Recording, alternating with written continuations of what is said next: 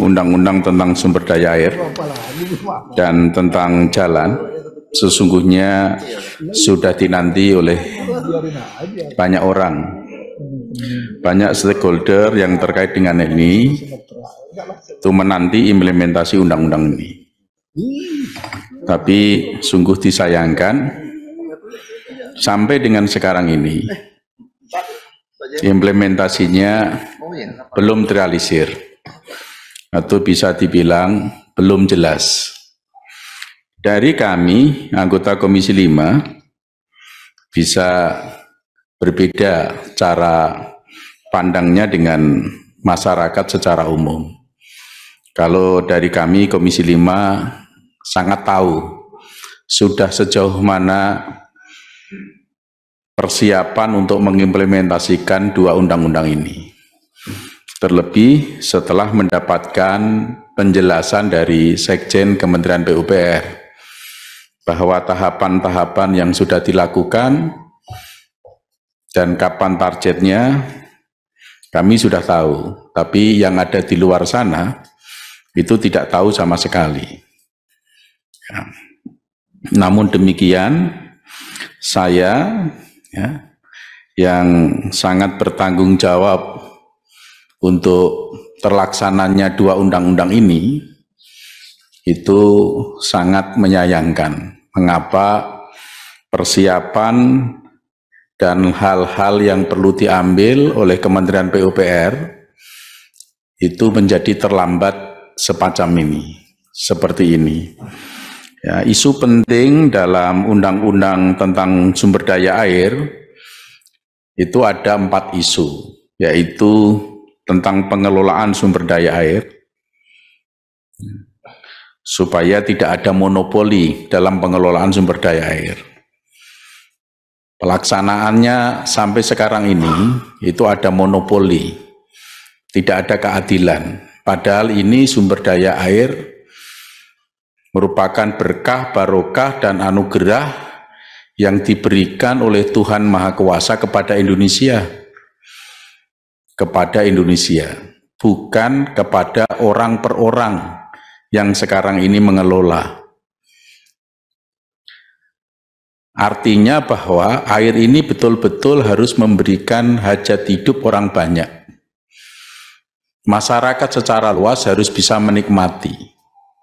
Soal siapa yang mengelola memang diberikan kepada pihak yang mempunyai kapasitas.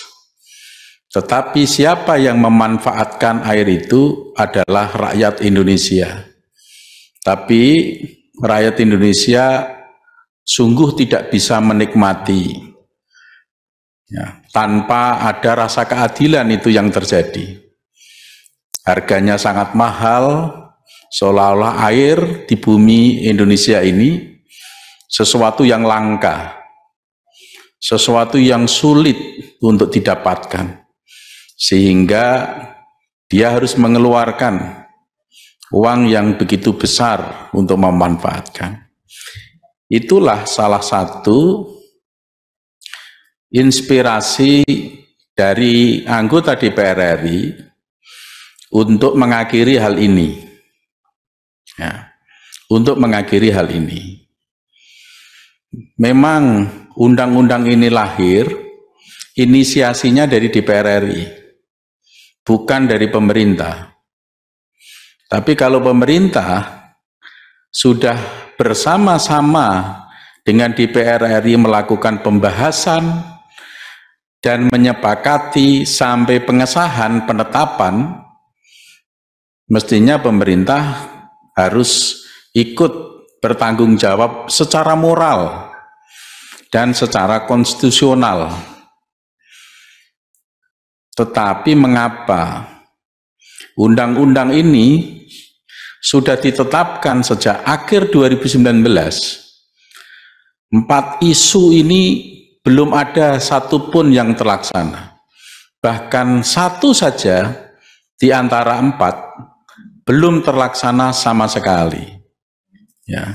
Kalau kita lihat flowchart-nya penyusunan RPP, isu tentang pengelolaan sumber daya air itu dimulai dari 13 Februari 2020 sampai sekarang hampir 3 tahun. Masa iya penyusunan peraturan pemerintah 3 tahun aja belum selesai, dan di akhir sampai 6-7 Desember 2022 hanya harmonisasi. Kemudian isu tentang sistem penyediaan air minum dimulai dari 25 November. Mengapa baru dimulai di 25 November? 1 tahun setelah penetapan undang-undang itu, pengesahan undang-undang, baru dimulai menyusun peraturan pemerintahnya, dan sampai sekarang pun belum berakhir. RPP tentang irigasi dimulai dari 8 Maret 2021, 1,5 tahun setelah pengesahan itu baru dimulai penyusunan peraturan pemerintahnya, yang sampai sekarang pun belum jelas kapan berakhirnya.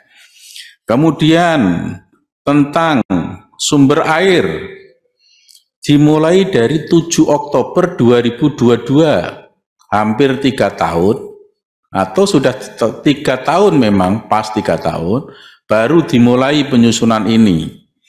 Apakah ini karena akan diadakan rapat dengan Komisi 5, akan membahas soal ini, sehingga dipaksakan isu tentang sumber air ini seolah-olah sudah dimulai. Jadi jangan sampai Pak Sekjen, rapat ini sifatnya formalitas, lip service dengan Komisi 5.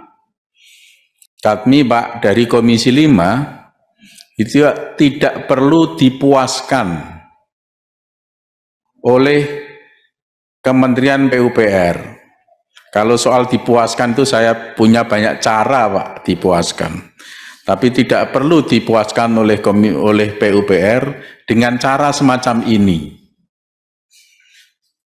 Kembali lagi kepada esensi, kepada substansinya, kepada rohnya. Undang-undang ini dibuat itu dengan spirit dan semangat supaya ada keadilan, supaya ada pengelolaan air yang baik, yang benar, baik itu irigasi maupun spam. Rohnya di situ. Artinya undang-undang ini digunakan oleh rakyat Indonesia. Berbagai elemen, tidak untuk anggota Komisi 5, tapi untuk rakyat Indonesia. Perlu disadari itu, Pak. Jadi jangan sampai ini sifatnya formalitas apa yang disampaikan Sekjen. Target-target waktu di pertengahan 2023 akan clear. Kita sebagai saksi, semua sebagai saksi, dan rapat ini diikuti oleh publik, bahwa publik juga menyaksikan apa yang disampaikan oleh Kementerian PUPR. Pertengahan 2023 clear, sehingga pada saatnya nanti di pertengahan 2023, semua elemen akan mempertanyakan mana buktinya. Kami menyadari ada beberapa hal yang menjadikan kendala yang dihadapi oleh Kementerian PUPR.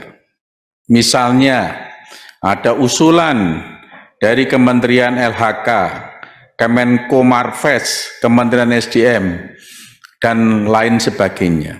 Tapi usulan-usulan itu jangan sampai keluar dari koridor undang-undang.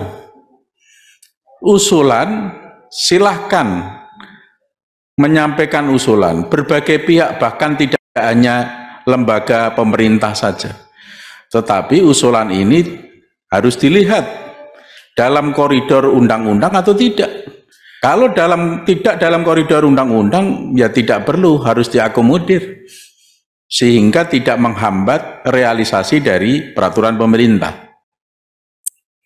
Jadi saya tetap mendesak